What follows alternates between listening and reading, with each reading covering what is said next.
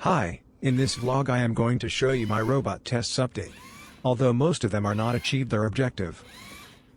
Starting from the robot arm that I demonstrated in the previous vlog, I discovered a critical vibration issue when it was carried by my robot.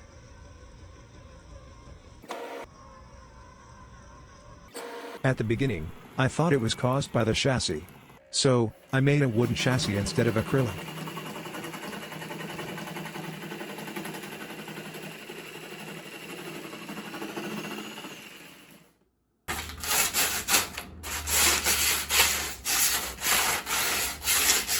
However, the later tests show the vibration issue still exists with the wooden chassis.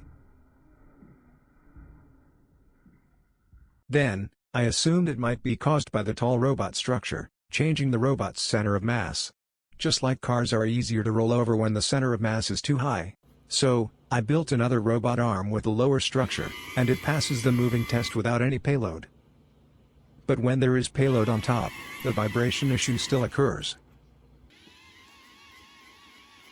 Right now, I am trying to get larger wheels to increase stability and wheels grip with the floor. Finally, let's talk about something as works. I updated my robotic codes to make my robot slow down before it stops. In my ultimate goal, my robot can carry a cup of water without spill out. Thank you for watching this video. I will keep you updated with this YouTube channel and Twitter. See you next time.